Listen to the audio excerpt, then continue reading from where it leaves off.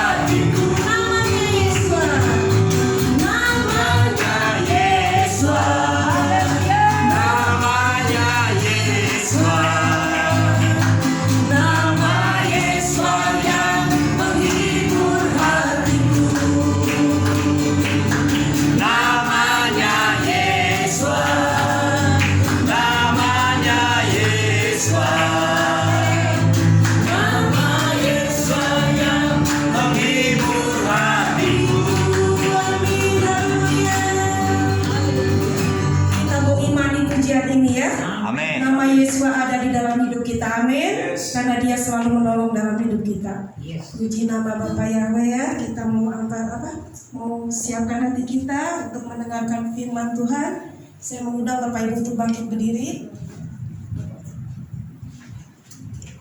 Kita mau pujian terlalu besar kasih Bapak.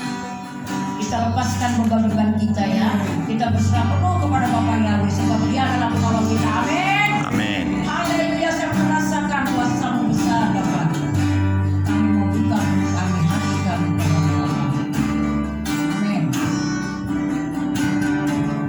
Telah kulihat bukti kasih-Mu, Kau menderita Gantikanku dengan darah-Mu, Kau selamatkanku. Kini ku hidup menyenangkan-Mu. Telah kulihat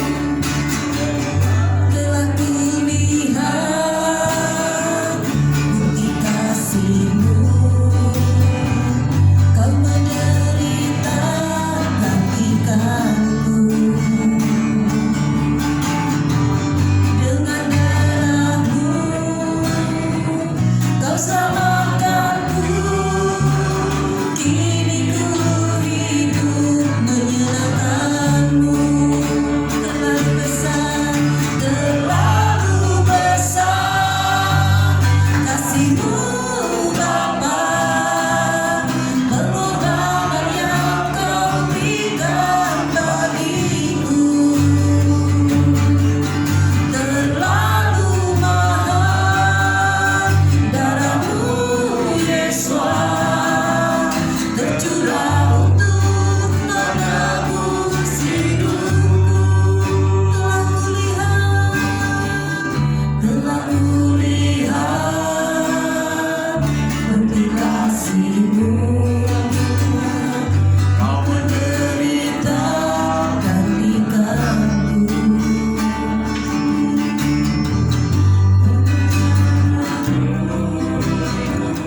Kau selamatkanku. Kini ku hidup menyenangkan-Mu. Terlalu besar kasih-Mu Bapa.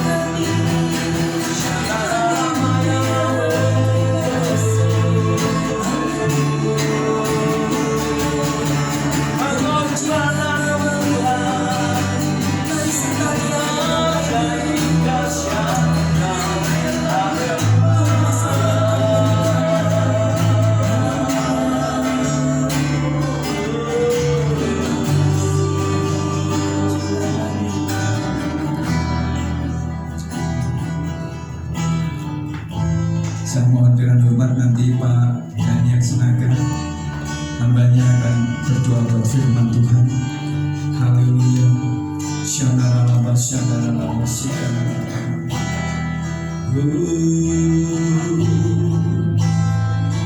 Engkau ajaib dahsyat, Engkau Tuhan, Engkau luar biasa Tuhan.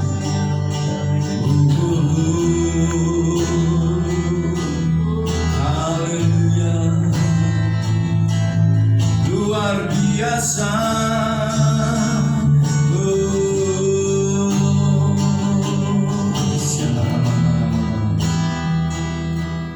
Bapa Yahweh, Engkau kami panggil Yahweh Elohim Besem Adonai Yeshua HaMashiach Ruach HaKodesh.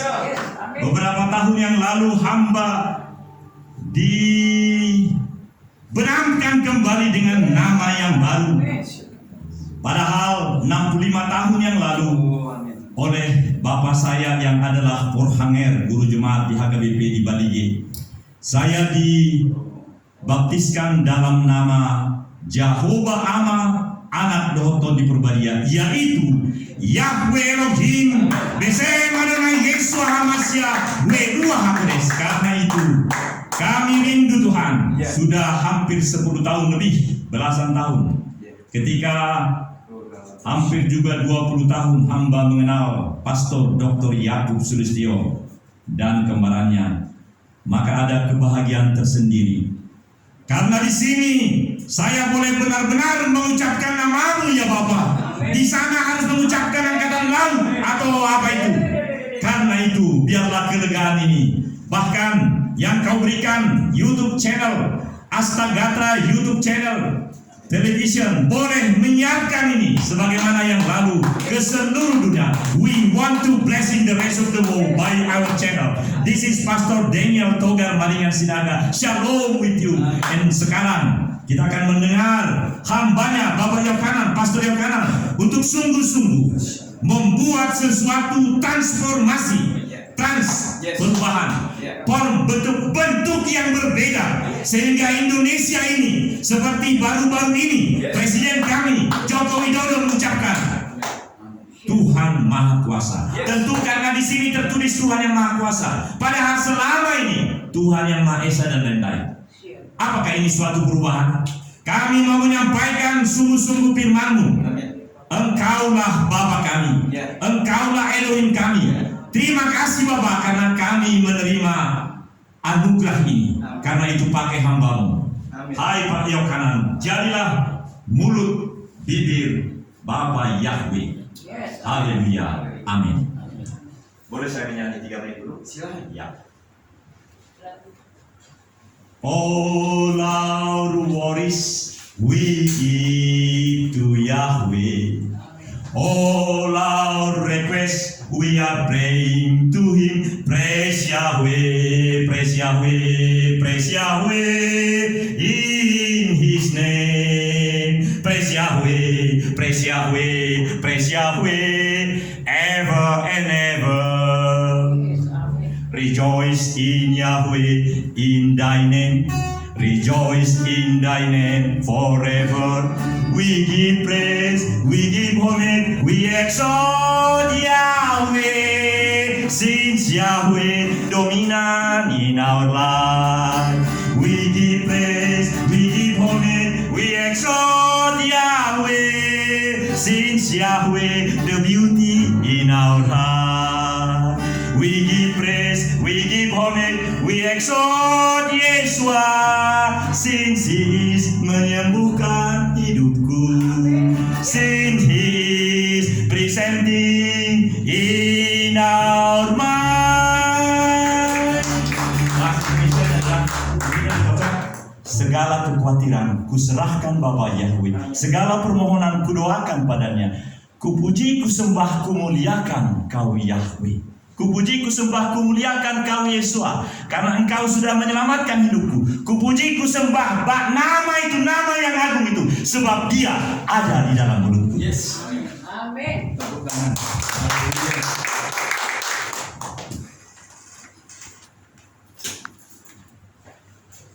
Ya, saya kembali pakai ini ya, Bapak ya. Shalom. Shalom. Bapak Yahweh Beshem Adonai Yeshua Mashiach memberkati kita semua ya. Ya, saya kadang-kala sedih juga ya kalau perjamuan kudus itu orang pada agak susah-susah ya. Padahal ini penting sekali karena sepanjang minggu kita, sepanjang bulan kita banyak mengalami peperangan rohani. Tapi hari ini kita dicas lagi supaya Bapak Ibu kuat di dalam Tuhan. Amin. Ya. Terima kasih buat Pastor Daniel Sinaga yang hari ini jadi berkat buat kita. Dia memuji, kita tahu bahwa itu pujian yang menguatkan kita semua. Amin. Ya, saya akan mengajak Bapak Ibu seperti flyer yang pernah saya bagikan itu tentang membangun karakter kerajaan. Ya, membangun kerajaan, karakter kerajaan. Dikatakan di sini mentality building kingdom. Ya, jadi membangun karakter kingdom semayin, jadi kerajaan surga. Ya. Memang rasanya agak bagaimana begitu ya, tapi kita mau belajar untuk bisa mengerti tentang mentalitas kingdom ini. Bapak Ibu, saya akan mengajak dulu firman Tuhan, kita lihat dulu di dalam Yudas 1 ayat yang ke-20. Saya mohon nanti yang sudah ketemu tolong bacakan. Yang sudah ketemu Yudas pertama ayatnya. Yudas itu cuma satu pasal. Yudas ini bukan Yudas Iskariot ya Bapak Ibu ya. Ini Yudas saudara tirinya Yeshua HaMashiach. Nanti bisa dilihat itu di dalam Matius pasal 6, di situ ditulis bahwa Yudas ini adalah saudara tirinya Yeshua HaMashiach. Dia menulis cuma satu pasal, ya. Dan ini menurut saya pasal yang amazing buat kita. Coba siapa yang sudah menemukan, tolong dibacakan ayat 20. Pak Jeffrey, ketemu kan? Oh, silakan. Ya. Demikian Tuhan Elohim, akan tetapi kamu yang terkasih dengan membangun dirimu sendiri di atas imanmu yang paling kudus sambil berdoa di dalam Roh Kudus. Yeah. But yet, beloved, building up yourselves on your most holy faith, praying in the Holy Ghost. Jadi kita harus dibangun hidup kita. Amin. Jadi jangan sampai kita tidak membangun. Bapak Ibu, kata membangun itu sebetulnya sangat riskan dan risiko berat. Saya kalau membangun gedung 2 lantai dengan 5 lantai beda. Karena kalau 5 lantai dengan 2 lantai, saya menggalinya itu beda. Kalau 2 lantai mungkin saya gali fondasinya itu bisa 2 meter atau 1 meter cukup. Tapi kalau 5 lantai, saya menggali lebih dalam lagi. Bisa 6 sampai 5 meter. Fondasi masuk ke dalam. Ya, nah, cara membangun pun Bapak Ibu kita mesti mengerti betul ya. Dafar Elohim mengajak kepada kita kalau kita membangun di atas pasir, maka begitu ada angin badai kita roboh, kita mengalami kekacauan, mengalami kerugian. Tapi Dafar Elohim mengajar kita supaya kita membangun di atas batu karang. Kan pernah saya sampaikan ya firman yang dulu tentang batu karang itu siapa? Batu Cakdas itu siapa? Yeshua HaMashiach sendiri ya. Yuk kita lihat di dalam buku Kamus Besar Bahasa Indonesia, kata mentalis itu mentis ya. Itu dari kata mentis yang berarti jiwa, sukma, nyawa atau roh. Melakukan aktivitas jiwa dengan cara berpikir, berperasaan di dalam menjalankan kehidupan sehari-hari. Jadi mentalis kalau kita lihat itu, jadi Kobisher itu kan mentalis ya, itu mengajar Bapak Ibu untuk berpikir tapi secara tidak normal.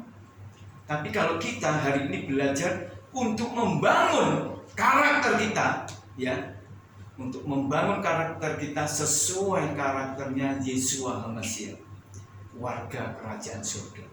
Sebab dia adalah pimpinan kita, dia adalah raja kita.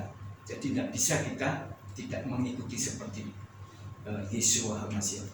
Saya mohon maaf, kalau Bapak Ibu engkau punya anak anakmu itu pasti diantaranya pasti sama dengan kalau nggak bapaknya atau ibunya, betul nggak?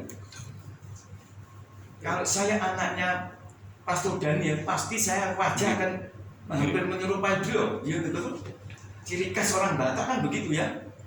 Tapi kalau kita sebagai warga kerajaan surga ini, ya, kita harus seperti Bapak kita. Amin. Yesua Masya, Yahweh Elohim yang turun menjelma jadi manusia Yesua itu. Seperti itu yang kita mau. Jangan seperti yang lain. Ada seorang pendeta, dia khotbah mengikuti cara gembalanya, tertawanya, khotbahnya sama. Ya, jadi dijiplak persis. Itu enggak. Ya boleh-boleh saja, tapi tidak boleh mengidolakan seorang hamba Tuhan. Tidak boleh ya. Kita hanya satu yang kita idolakan, Bapak Yahweh kita. Amin. Yesua HaMashiach. Bapak Ibu, kalau ini gereja nanti besar pun tidak boleh mengidolakan saya. Saya pun manusia seperti Bapak Ibu, tidak jauh beda. Ya, jadi Bapak Yahweh, Yeshem Adonai, Yesua HaMashiach, itulah yang kita sembah, yang kita sanjung tinggi. Selanjutnya kita akan melihat, ya, kenapa sih? Kenapa mental ini harus dibangun? Karena di dalam tubuh manusia Bapak Ibu ini ada 3 bagian. Ingat ya, ada tubuh, jiwa, dan roh. Kalau tubuh kita ini makanannya harus yang bergizi. Kalau makananmu tidak bergizi, maka kamu mudah jatuh sakit. Coba saya mau tanya, setiap hari kamu makan Indomie 1 minggu kuat nggak? Nggak kuat, pasti perut kita sakit, ya. Nah, saya pernah mengalami 1 minggu lebih tiap hari makan Indomie saya. Nggak dikirimi papa saya uang. Saya juga ngamen begitu ya, ngamen di jalan-jalan tuh ya dengan teman-teman. Itu sampai makannya Indomie loh. Nah, kalau kita makan Indomie terus, pasti kita sakit perut kita. Ya, jadi makan harus bergizi. Ada capcay, buyunghai, ya, nagahai, ya, barongsai. Itu makanan yang enak-enak. Tapi aneh juga kalau Bapak Ibu tiap hari makan capcay, buyunghai, ikan, daging terus tiap hari, cepat meninggal juga. Kolesterolnya tinggi, gulanya naik, asam urat lambung, wah semuanya serba, sehingga kita mengalami sakit penyakit. Nah, yang kedua yaitu jiwa. Nah, Bapak Ibu, banyak hamba Tuhan sakit jiwa, melayani di tengah jalan berhenti. Kita pernah tahu cerita seorang hamba Tuhan membunuh teman perempuannya, dipotong-potong. Pendeta ini sudah pendeta ini, diajak masuk hotel, ya, mungkin diajak selingkuh nggak mau, dibunuh lah cewek ini, dipotong-potong, masuk ke kardus, masuk di dalam koper, akhirnya tertahu. Ngeri ya, jiwa itu. Kenapa? Dia tidak lulus di dalam penggembalaan dan digembalakan, tidak lulus dalam pendidikan dan pelajaran. Itu.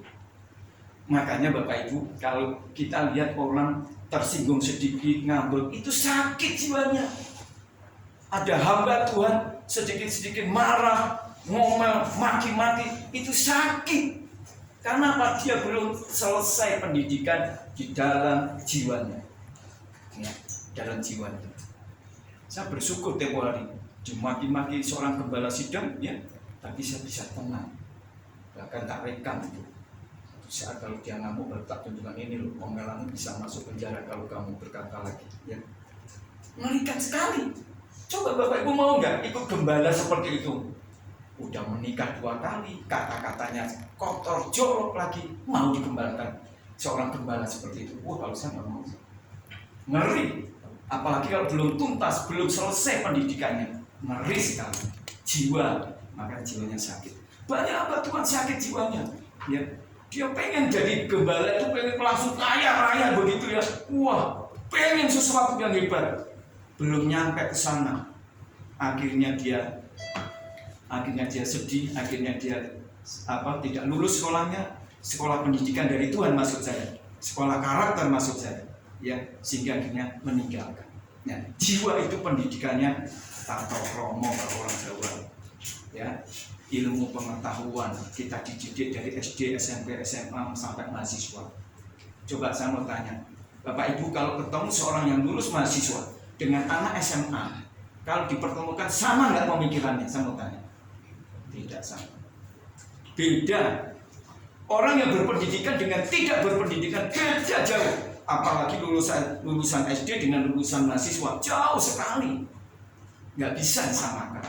Makanya pada hari ini dalam perjamuan kudus ini Bapak Yahweh mengajar kepada kita, apapun yang Bapak Ibu sedang dialami dalam masalah pendidikan, dalam karakter, harus diikuti sampai tuntas, selesai, supaya lulus naik kelas. Amin. Yang ketiga yaitu roh. Nah, roh ini Bapak Ibu, kalau roh saudara sakit itu susah menyembuhannya. Jiwa masih bisa diatasi, tapi kalau roh sakit itu akan mengakibatkan orang jahat. Coba Bapak Ibu 1 minggu atau 1 bulan saja tidak ke gereja, tidak baca firman, tidak doa dengan orang yang tiap minggu ke gereja baca firman, beda jauh. Cara pemikirannya, cara menghadapi masalah pasti beda jauh. Ya, jadi Bapak Ibu harus mengerti tentang hal ini. Kenapa sih Tuhan mengajar kepada kita untuk membangun building ini? Ya, karakter kita ini sesuai dengan daftar Elohim yang Tuhan ajarkan kepada kita. Amin. Jadi kita perlu belajar sungguh-sungguh. Ya. Kalau saya waktu bangkrut tempo hari saya ngomel, saya jengkel, saya meninggalkan Tuhan, saya gagal total hidup saya. Tapi waktu saya duduk diam, tetap menjalankan, tetap belajar untuk sampai tuntas. Apa sih ujungnya Tuhan? Begitu Bapak Ibu ya.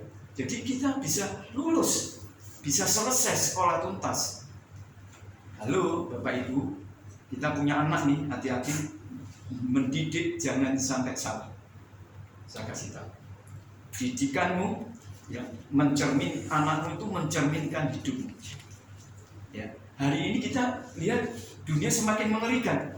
Ada pria berkata, nggak perlu kawin Pak, nggak perlu menikah Pak, kita bisa beli robot perempuan cantik, lebih cantik daripada manusia coba. Mulus, cantik, luar biasa. Diajak tidur bisa, diajak makan biasa, nggak dikasih makan ya bisa, ya. Dia main saja bisa, bosan dibuang juga bisa. Coba Pak, kalau saya nikah, udah ngurusin nikahnya, belum nanti punya anak. Nah, hari-hari terakhir ini, banyak orang gara-gara itu meninggalkan Tuhan. Karena terlalu mudah dunia ini memberikan hal-hal yang enak buat kita. Hati-hati, ini Bapak Ibu. Coba lihat di Google, perempuannya cantik-cantik sekali. Mengalahkan manusia yang asli. Ya. Nah, jadi tubuh, jiwa, dan roh ini menggambarkan kemah tabernakel dari halaman, ruang kudus, dan maha kudus. Nanti kita belajar, kalau yang belum pernah nanti kita akan belajar ya. Nah, sekarang kita akan mengerti tentang bagaimana membangun. Yuk kita lihat Matius pasal 11 ayat 29 sampai 30. Saya mohon Ibu Hermin. Ya, Matius berapa? Matius 11 ayat 29 sampai 30. Matius 11. Ayat 11. 30 ya Pak? Ayat 29 sampai 30, Bu. 2 ayat saja. Oke. Yuk, Matius 11 ayat 29. Iya, betul. Pikulah kuk atasmu dan belajarlah dariku, sebab aku lemah lembut dan rendah hati, dan kamu akan mendapatkan kelegaan bagi jiwamu, karena kuku itu nyaman dan bebanku itu ringan. Iya. Sampai di sini. Apa sih kuk itu? Bapak Ibu tahu kuk? Siapa yang pernah lihat di desa kalau ada sapi itu ada ditaruh kuk itu namanya kuk. Sawah. Bajak sawah itu kuk. Kalau bajaknya di belakang, kuknya ditaruh di leher. Ya, itu kokang namanya. Kokang itu ditaruh untuk membuat sapi itu tidak bisa kemana-mana dan dia harus berjalan lurus. Nah, kenapa Yesus mengajar kepada kita pikulah kuk? Sebab kalau kuk yang dari Bapa Yahweh melalui Yesus Masya ini ditaruh di leher kita, Bapak Ibu tidak bisa lihat ke kanan ke kiri, fokus ke depan. Tahu mengerti maksudnya pengajaran ini? supaya kita tidak nyeleneh ke kanan ke kiri, ya. Ada pengajaran bahwa bumi ini datar, mau lonjong kayak mau segitiga kata Omah ya, mau apapun, tapi kita tahu bahwa Yesua itu mengajar kepada kita untuk kita membangun karakter kita, ya. Kita lihat Efesus pasal 4 ayat 2. Jadi harus lemah lembut, rendah hati. Saya mohon Ibu Meli bacakan, Bu, atau Pak Denny atau Ibu Meli. Efesus 4 ayat 2, Bu. Ya.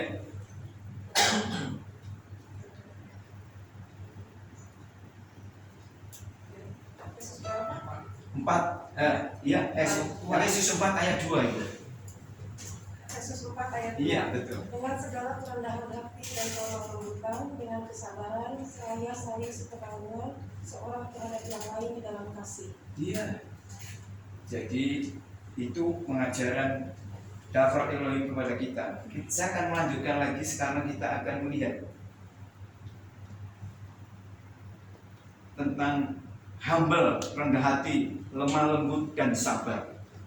Jadi bangunan yang kita akan lakukan itu ada 3 unsur yang paling penting. Humble, rendah hati, terus apa? Sabar, lemah lembut, satu lagi penguasaan diri, 4 hal. Engkau lemah lembut, engkau penuh kasih, tapi engkau kalau tidak bisa menekan dirimu, waduh, repot ya, bahaya sekali. Ada orang kalau sudah ngomong tuh ngomong terus nggak bisa berhenti, ada. Pernah pengkhotbah datang di sini, kita tahu yang dari Semarang, saya sudah begini loh, nggak mau berhenti. Ya, hampir 2 jam khotbahnya. Akhirnya pada keluar sendiri pada keluar. Jadi tidak bisa khotbahnya apa, nggak ngerti. Hari ini sebelum perjamuan kudus, saya mengajak Bapak Ibu untuk belajar tentang membangun karakter. Satu contohnya, Perjanjian Lama di Kitab Taurat sudah mengajar kepada kita tentang Yakub. Pak, kenapa contohnya Yakub? Coba kita lihat Yakub ini. Yakub seorang penipu, seorang orang yang tidak gentleman, seorang yang pecundang, ya. Dia melakukan kejahatan, dia namanya menipu. Yakub artinya menipu. Menipu kakaknya, hak kesulungan, menipu berkatnya juga, ditipu kakaknya. Sehingga kakaknya Esau marah sekali, bahkan dikejar-kejar, mau dibunuh ya. Saking mengerikannya ini, karena di zaman dulu hak kesulungan, berkat itu sangat penting bagi orang Yahudi. Makanya Bapak Ibu, kalau kita lihat sekarang ya, anak-anak kita ini lihat ya, antara anak pertama dan anak kedua, kok kebanyakan berhasil anak yang kedua daripada anak pertama. Coba lihat keluarga kita. Ya, saya punya anak pertama saya pintar juga, sekolah notaris, tapi karena saya dalam kondisi turun gratis, saya berhentikan dari sekolah notaris, tak suruh kerja ikut notaris saja. Kan namanya notaris sama ya, jadi ikut. Yang kedua lebih pintar daripada kakaknya, dari cicitnya ini.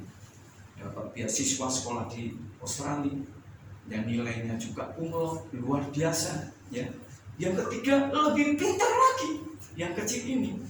Yang minggu depan kalau Tuhan izinkan kita mau pindah di sini di Bandung, lebih pintar. Nah, kita Daftar Elohim yang kita baca ini ternyata dulu sudah diajarkan, ya, diajarkan. Mari kita lihat dulu, kenapa sih Yakub kok namanya penipu? Saya mau tanya Bapak Ibu, pernah nggak kita menipu? Saya mau tanya. Pernah. Pernah nipu nggak? Pernah. Saya ini penipu termasuk. Kenapa saya bilang penipu? Dulu kalau saya dapat tender, saya nipu habis-habisan. Misal di besi saya tulis 13 ulir gitu ya, saya masukkan, nanti begitu masuk proyek saya kasih 12. 10 ulir tak ganti polos. Penipuan besar-besaran saya, dan itu bejat dan salah saya di hadapan Tuhan.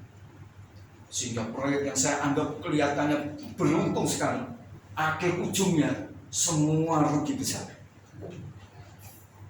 Karena Tuhan punya rencana supaya saya jadi hamba Tuhan untuk melayani Bapak itu dengan yang benar. Amin. Dan saya tidak mau salah untuk mengajak Bapak Ibu. Ya. Ngomong begini nih tanggung jawabnya besar. Ya. Oleh sebab itu saya mau ngajak Bapak Ibu, yuk kita lihat. Di dalam Yakub ini Yakub itu adalah fraudster, seorang penipu, diubah menjadi prince, menjadi soldier, seorang pejuang. Jadi siapa yang tidak pernah menipu, coba angkat tangan. Semua pernah menipu? Sungguh? Halo? Kita pernah jadi menipu ya? Pernah. Tapi hari ini Bapak Ibu dan saya diubah menjadi soldier, seorang pejuang, seorang pangeran dari Tuhan. Coba kita lihat ayat selanjutnya. Di dalam ini salah satu pertobatannya Yakub menjadi Israel.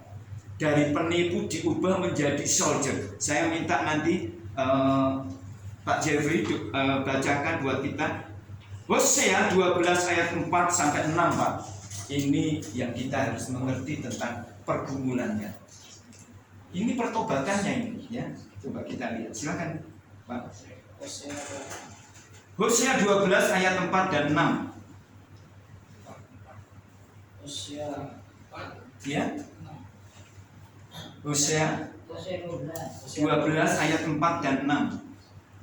4 sampai 6. Silakan, Pak. Demikian Bapak Elohim.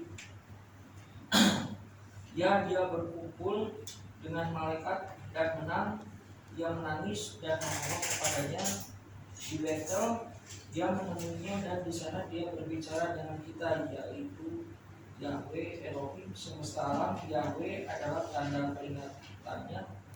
Sebab itu sekarang bertobatlah kepada Elohimmu, peliharalah kemurahan dan hukum, dan nantikanlah Elohimmu selalu. Ya. Jadi pergumulannya dengan siapa? Saya mau tanya. Bapak Ibu, saya mau kasih begini. Waktu Yakub itu tinggal di mertuanya, dia itu mau keluar meninggalkan mertuanya, dia menyeberang ke Sungai Yabok. Tahu ya, Sungai Yabok. Dia itu ngirim anak-anaknya, dikirim semua, diseberangkan semuanya. Semua tuntas semua, akhirnya dia kembali. Dan disitulah dia bergumul dengan, kalau di kitab yang lama, Yahweh, Tuhan, padahal bukan, dengan malaikat Tuhan. Yahweh nggak mungkin berkelahi dengan Yakub. Nangkap ya? Itu Hosea menerangkan malaikat, entah itu Gabriel, entah itu siapa, tapi yang jelas dengan malaikat. Kalah malaikatnya, karena apa? Dia ngotot, karena dia bertobat. Karena apa? Dia ketakutan sekali Yakub itu. Karena apa? Dia keluar meninggalkan orang tuanya, mertuanya. Itu artinya Yakub itu mengosongkan. Artinya mengosongkan dirinya, mengosongkan yang lama. Dia pergi mau ketemu dengan kakaknya Esau. Dua pilihan dia, mati atau hidup. Nah, kebiasaan. Karena apa? Dia kirim anaknya dulu. Semua barang-barangnya dikirim. Terus kakaknya dikasih kambing domba. Wah, banyak. Supaya ada dapat belas kasihan. Loh, Bapak Ibu, zaman dulu Elohim melalui